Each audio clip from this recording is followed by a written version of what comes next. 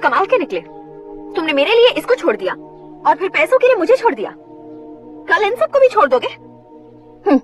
मैं अपने डैड की तरह हूँ, डैड की तरह हूँ, ये कहते थे ना। सच में तुम अपने डैड की तरह ही हो। अब समझ में आया। उन्होंने सेवा के नाम पर जैसे लोगों को धोखा दिया, तुमने वैसे ही प्यार के नाम पर हम दोनों को धोखा दिया। अब बस करो।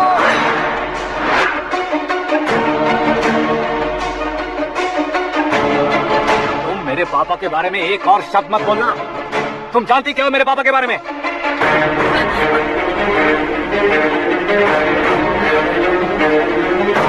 तुम जानती हो ये कौन है? सब हमेशा खुश रहे इसलिए सभी को अपने बेटे की तरह मानकर देखभाल करने वाले देवता थे मेरे पापा। मेरे देवता समान पापा कैसे मर गए जानती हो? हर साल की तरह इस साल भी मछली औषध प्रसाद के लिए आने वाले लोगों का कुंदनपुर स्वागत करता है। भगवान का आशीर्वाद मानकर जिस रोग को हम डॉक्टर तक नहीं मिटा सकते, उसे जड़ से उखाड़ने वाली दवा देकर अपनी इस कला द्वारा हस्तिनापुर तक प्रसिद्ध महापुरुष हमारे जय नारायण जी। मतलब वो डॉक्टर मेरे पापा के दोस्त हैं, सिर्फ इसलिए उन पर भरोसा नहीं करते थे। आसपास के लोग भी उन पर भरोसा करते थे। जलता सूरज भी उनके स्पर्श से ठंडा हो जाता था।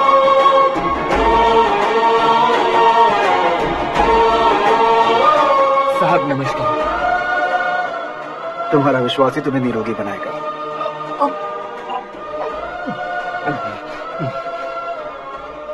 जरा मुंह तो खोलो बेटा। ये कमाने के लिए नहीं है, सिर्फ सेवा के लिए है। डॉक्टरी पढ़ने वाले जो रोग सही नहीं कर सकते उसे ठीक करके पुण्य का काम कर रहे हैं। कम से कम हमारी खुशी के लिए तो। अगर आपको कुछ देना ही है तो हमारे बच्चों को अपना आशीर्वाद दीजिए।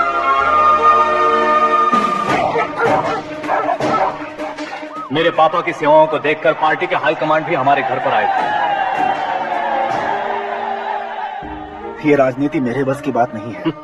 कोई जानकार आएगा तो वो राजनीति करेगा, और अगर आप आएंगे तो सेवा करेंगे। ऐसी सेवा करने वाले इस जिले में बहुत सारे लोग हैं। ऐसे लोग बारिश की बूंदों की तरह होते हैं, लेकिन आप अपने आप में ही समंदर हैं। लेकिन 15 सालों से टिकट का इंतजार कर रहे हैं। अशोक गजपति जी गलत सोचेंगे। सिर्फ कुर्सी के लिए सोचने वालों के बारे में हमारी पार्टी नहीं सोचती। जय नारायण जी जिंदाबाद, जय नारायण जी जिंदाबाद। लेकिन अशोक गजपति ने कुछ और सोचा। जब सब खुशियां मना रहे थे तब उसको टिकट नहीं मिली। उस कड़वे सच को कोने में छुपाकर मीठे झूठ से हाथ मिलाने के लिए मेरे पापा के पास आया। ये क्या है जी? दुख बांटने वाले समय पर आप मिठाई बांट रहे हैं। आपकी टिकट इन्हें मिल गई, आपको बुरा नहीं लगा? ना तो नहीं कहूंगा, लेकिन बुरा मानने से कोई मतलब नहीं होगा, ये जरूर कह सकता हूँ। एक मंडल प्रेसिडेंट बनकर मैं अपना काम कर रहा हूँ, लेकिन एक इंसान होकर ये लोगों की सेवा कर रहे हैं। काम करने पर सैलरी मिलती है, लेकिन सेवा करने से नाम होता है, इसलिए उस नाम को वो टिकट मिला है। ये झंडा मैंने पार्टी को जिताने के लिए नहीं पकड़ा है, प्रजा के लिए पकड़ा है सर। अगर आप मेरे साथ चलेंगे तो वो जीत आपके साथ ही शुरू होगी। उनकी दोस्ती को देखकर सारा गांव खुश था, लेकिन अशोक गजपति के लोग गुस्से में उनके घर पहुंचे। ये सब क्या है सर? इच्छा जताते ही सबको मिल जाए, इतना आसान नहीं है कुर्सी को पाना। ये एक सपना है। लेकिन हमने कितनी मेहनत की थी। मेहनत करने से तनख्वाह मिलती है, कुर्सी नहीं। अरे वो भी तो वो छीन कर ले गया सर। पावर को कोई खींच कर नहीं ले जा सकता। वो देखो, उस कुर्सी को देखो, उसमें ऐसे कोई बुढ़िया बैठे तो वो व्हील चेयर है। एक ऑफिस के सामने सिक्योरिटी वाला बैठे तो वॉचमैन चेयर है, और अगर एक सीएम बैठे तो वो सीएम चेयर है। कीमत कुर्सी की नहीं, इंसान की होती है। इलेक्शन ने हमारे घर का माहौल ही बदल दिया। जिन हाथों में किताबें होनी चाहिए थी वहाँ पार्टी के झंडे आ गए। शोर क्यों मचा रहे हो? तुम लोग कब से झंडे को लेकर के झगड़ा कर रहे हो? कुछ नहीं पापा, हमारी पार्टी का झंडा अच्छा है, लेकिन पार्टी का चुनाव चिन्ह टाइगर की बजाय लायन होता तो और अच्छा होता। ऐसा क्यों बेटा? वो इसलिए डैडी कि लायन जंगल का राजा होता है और आप इस गांव के राजा हो ना। तुम गलत हो, ऐसे कोई राजा नहीं बनता। मैं गलती करूंगा तो मुझे भी सजा मिलेगी। कभी अगर शेर से गलती हो गई तो टाइगर सजा देता है। यानी लायन गलती करता है तो टाइगर सजा देता है? सभी टाइगर्स नहीं बेटा, सिर्फ बंगाल टाइगर के पास ही वो दिमाग और शक्ति होती है, इसीलिए वो हमारा नेशनल एनिमल बना और हमारे नेशनल पार्टी का चिन्ह भी। ओह, तो बंगाल टाइगर के पास इतनी ज्यादा ताकत होती है? हाँ, तुम्हारे जितनी ताकत होती है।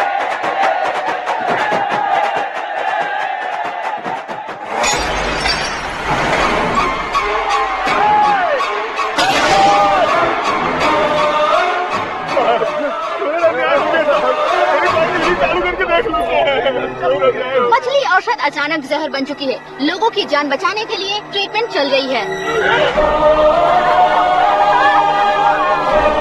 पैसों के लिए फार्मा कंपनी के साथ मिलकर धोखा दिया जेनर। बहुत से लोगों की जान जा चुकी है। ताजा सूत्रों से पता चला है बहुत से लोगों के हाथ पैरों ने काम करना बंद कर दिया है। कुछ लोगों को खून की उल्टियाँ हो रही हैं। इतने लोग मर चुके हैं क्योंकि जिंदा बचने की उम्मीद भी नहीं है। डॉक्टर इसकी जवाब नहीं दे पा रहा।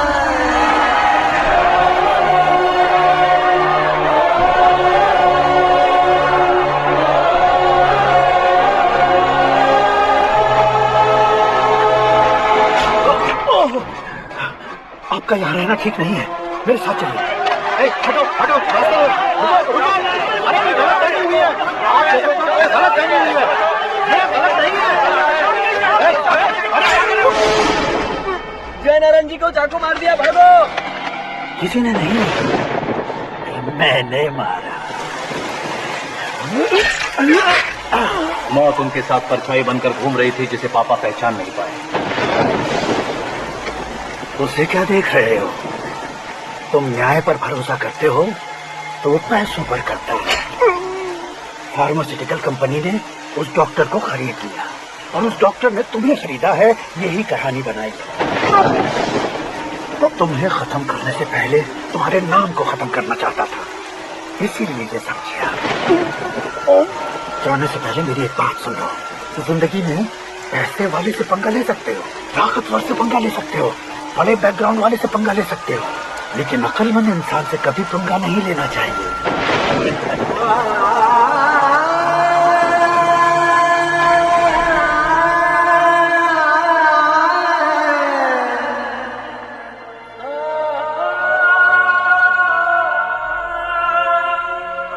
उस बेइज्जती के बाद हम अपनी नानी के गांव चले आए। उनके डॉक्टर दोस्त अब भी जिंदा है, ये बात मैं लड़की देखने गया था तब पता चली।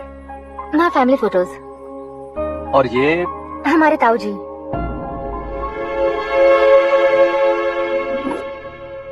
एक एक्सीडेंट में भगवान ने उनकी पूरी फैमिली को अपने पास बुला लिया, लेकिन शायद मुझे सच बता सके इसीलिए उनको जिंदा रखा था। उसने जय नारायण को चालाकी से मारा। उसी चालाकी को तुम्हें अपना हथियार बनाना होगा।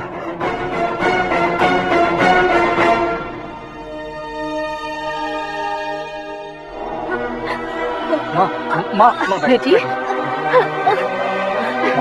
माँ माँ